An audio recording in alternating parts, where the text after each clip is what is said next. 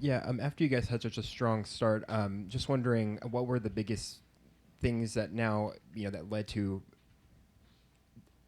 a Kentucky at taking the game over. I'm heading into halftime. Yeah, I think it was just too many defensive breakdowns. We let Reeves get too hot, and he started hitting some threes that really hurt us. But like our biggest thing is just continue to try to put 40 minutes together. We'll have 30 minutes a great game, but them 10 minutes will really hurt us. So once we can do that, then we'll start fixing things. And then, something that's been talked a lot about recently was just, Kenny and you all asking each other, have you quit on this team? I'm heading into halftime. Just take us through like, the messaging there and just how you all were able to come out and finish the game. Yeah, nobody's quit on anybody. This team, I mean, I've always said this is the closest team I've ever been on, and I keep repeating to this team they want to do big things, they want to win games. So we were just saying stay together, no matter what happens, just stay together. That was the main message. Brandon, how have you all been able to keep your heads up after tough losses like this throughout the season? Um, I think mainly it's just about staying together and not focusing on the outside noise because obviously we feel it as well. We don't want to feel this way, but it's just about staying together and staying within ourselves and try to find ways to win games and and to push what we feel that we have, push it out. Um, we're all like just trying to figure each other out, but um, just for us, we have to stay really close and lean on our brothers and let each other know that we're there for each other. Brandon, after the Arkansas State game, you were noticeably upset about what was going on with the booze in the stands today. It was a pretty overwhelming blue and white chant going on. Does that make you emotional after this at all? Is that something that is concerning to you, that there is a pretty overwhelming face here, of course, with the UK fans and maybe not so much of a presence with the Cards fans?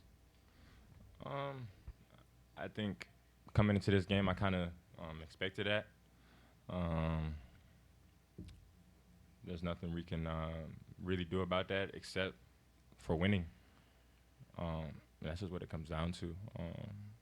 I believe that if we started better in the beginning of the season, didn't drop those games that we dropped, and we will be above 500 right now. I think the conversation will be a little bit different. But some things we just put it on ourselves, and we got to find a way to win and find a way to change it. And I think that this break is good for us. I think that coming back will um, be better.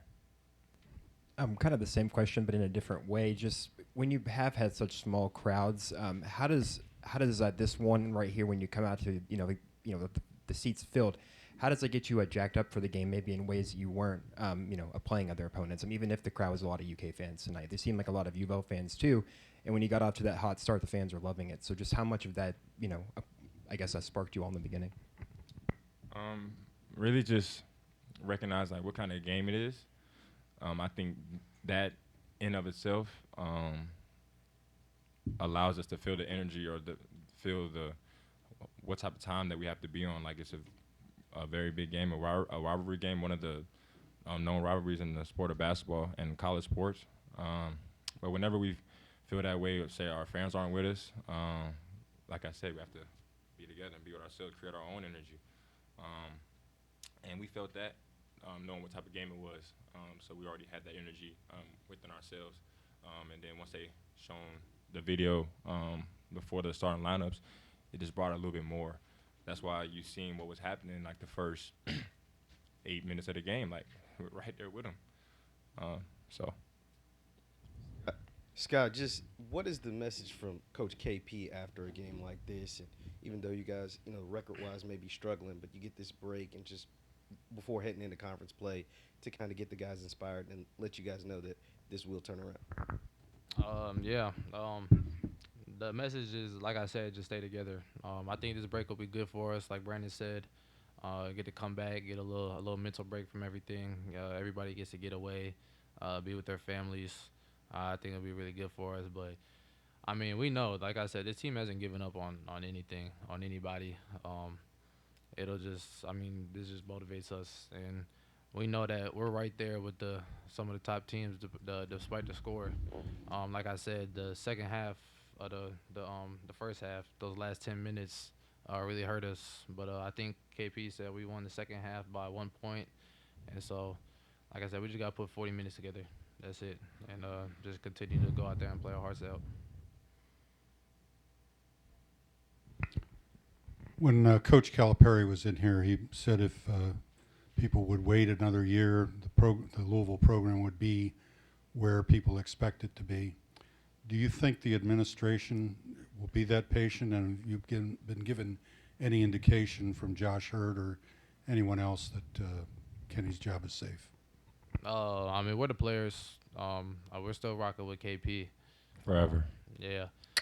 We have no control over what decisions are being made, and we don't even have time to worry about that and focus on that. We got games coming up. We're going into conference play, so that's what we're focused on. We got to control what we can control.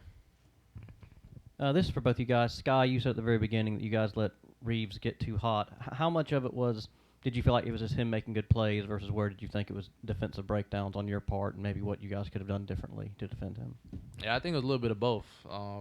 The stat sheet, he went 10 for 16, 4 for 5 from 3. Obviously, we know he's a shooter, so he was making some really good plays. But as a team, we got to always find him. And he got some ones in transition and some ones coming off screen, so we just got to be better with that. Both of you have emphasized the importance of playing together and not giving up. You also said you're rocking with KP. How much do you really enjoy playing for the guy? We always hear of him as a player's coach. Yeah, he's a great person. I've said this since I committed here. The reason why I committed here was because the first thing he said was, "You're gonna know I love you before I coach you," and to me that's huge. He doesn't treat us like basketball players. He treats us like young men, and he's like a mentor to us. And he teaches us more than just basketball. He teaches us about life, and he prepares us for more than just our dreams. He prepares us for life. So KP, he's a great person. I call him like a grandpa. Like I know I can go to him for anything. So For me, it's like a little different. He's more of like a second father to me. So my connection with him is a little bit deeper, or it still means as much as his. But him just like keep on being in my ear about, am I gonna allow my family to starve, or am I gonna feed them? And that's as simple as he could put it for me. All I ever wanted since leaving Tennessee was just like the opportunity to play. No matter if I have like a bad practice or a bad game, just have the opportunity to play and figure it out myself. And he's just been there for me. And him putting in the work with me at night and being patient like with my development is really huge. And I thank him for that every day. And then just being in the gym, being around someone. I feel like being around someone a lot is how you grow a connection. And just being in the gym with him countless times, and him pouring into me is something that I'll always be grateful for, and something that I need going forward in my development and where I want to go in my life.